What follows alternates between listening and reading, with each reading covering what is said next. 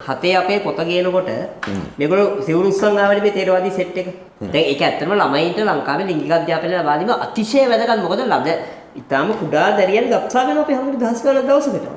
ඒතකොට ඒක ඉතාලම වැදගත් දරුවන්ට අනුශාසක මණ්ඩලෙ හිටියනේ ඔබ වහන්සේලානේ. මම හිටියේ. මේ පාර්ලිමේන්තු වාසින්සන කාර්යක සභාවේ. එතකොට හැබැයි රනිල් ඒ පොත රනිල් දැන් මේ දෙවලිපාල ඒක යහපාල කවුරුත් කතා කරන්නේ හැමෝටම. ඒක තමයි ඉතින්. මම කියන්නේ ඒ වගේම වෙන්න ඕනේ විශේෂයෙන්ම දරුවන්ට ලිංගික අධ්‍යාපනය වගේ එකක් දෙන්න ඕනේ නැද්ද කියලා තීරණය කරන්න ඕනේ. හාමුදුරුවෝවත් කාදිනල්වත් මවුලකවත් නෙමෙයිනේ. ඒක තීරණය කරන්න ඕනේ මනෝවෛද්‍යවරු සහ ඒ විෂය ගැන දන්න විශේෂඥයන්. පැහැදිලියි. ඒකට අත ගහන්න දෙන්න හොඳ නෑ පූජක කණ්ඩායම් වලට. ඒකයි මම කියන්නේ. ඒ කියන්නේ විෂය ප්‍රවීණයෝ ඉන්නවනේ. දැන් මම කියන්නේ දැන් ඔය මේ මෙහිමයි වගේ ඒවා ඉගෙන ගන්නට පූජකයෝයි හාමුදුරුවෝයි අකමැති. ගැමුණු මේ ડોක්ටර් කපිලරණ සිංහේ පොතක් තියෙනවා. මොකද එතකොට පල්ලි පන්සල් වල තියෙන ප්‍රශ්න ටික එළියට එනවා. ඔව්. දැන් ඔය සමකාමී කතාව ලෝකේ වර්ධනය කරේ පන්සල් සහ පල්ලි ආගමික ආයතන වල ඉන්නේ. ඇත්තටම වැඩි හරිය සමකාමී පුද්ගලයෝ බිහි වෙන්නේ ආගමික විකෘති ආගමික ආයතන වලින්. ඒක වෙනම කතා කරන්න ඕන එකක්. දැන් මම කියන්නේ හදුවේ මේ ගැමුණු මේ ડોක්ටර් කපිලරණ සිංහේ පොතක් තියෙනවා ලිංගිකත්වය හා යුවල සබඳතා කියන. මේ පොතේ එතුමා පැහැදිලිවම අවධාරණය කරනවා දරුවන්ට ලිංගික අධ්‍යාපනයේ තිබෙන වටිනකම. හැබැයි ගෝඨාභයලගේ කාලේ කපිලරණ සිංහලගේ නෙමෙයි උපදේශ ගත්තේ මෙතකොට අපේ තිස්සලගේ. ඒක තමයි සාධකේ තමයි භික්ෂු උපදේශක මණ්ඩලයක් කියලා පිස්සු කමිටුවක් දාගෙන වෙලාවට මම කියන්නේ ගෝඨාභය රාජපක්ෂ ජනාධිපතිවරයා බෙල්ල ගහ ගන්න නැතුව බේරුණා.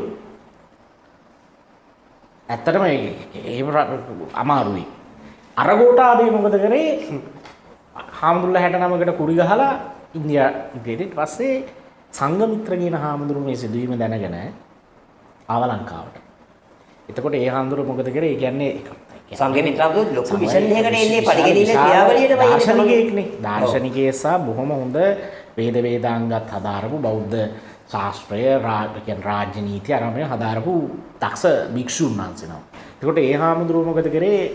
ගෝඨාභය රජුරුව මෙයාට පැහැදුනා තමන්ගේ කුමාරෝ ජෙට්ටතිස්සටයි මහසෙන්ටයි දුන්නා අධ්‍යාපනය ලබා දෙන්නේ.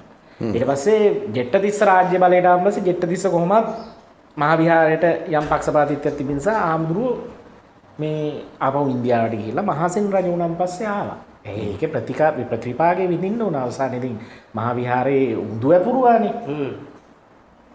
සංඝමිත්‍ර හඳුරු දවසක් දකින්නවනේ අර මේ ඊට පස්සේ මොකද කරේ? හනසලකුණ උන්වහන්සේ ඝාතනය කළා. ඔව්. ඒ ඝාතනය මෙහෙව්වෙත් තේරවාද සම්ප්‍රදායට හිත ඇති අය. බිසවක් විසින්. එතකොටත් මම කියන්නේ අර කාන්තාව යොදා ගන්නනේ. කාලාසෝක රජුරුව නම්ම ගන්නත් කාන්තාවක් යොදාගත්තා. සංඝමිත්‍ර හාමුදුරුවන්ට මැච් එක ගහන්නත් බිසවක් තමයි යොදාගෙන තියෙන්නේ. ඔය ඒ වගේ අතරම මේ අපේ අර සර්පයා රාජ්‍ය කුමන්ත්‍රණ දනියද මේ ගැමුණු කේකේ සමන්කම අපේ සර්පයා කියන ලස්සන කතාවක් තියෙනවා. හැම පූජනීය ආගමික පරමල් කොටකම අවසල බැලුවොත් ගෑනු සිරුරක් හම්බ වෙනවා.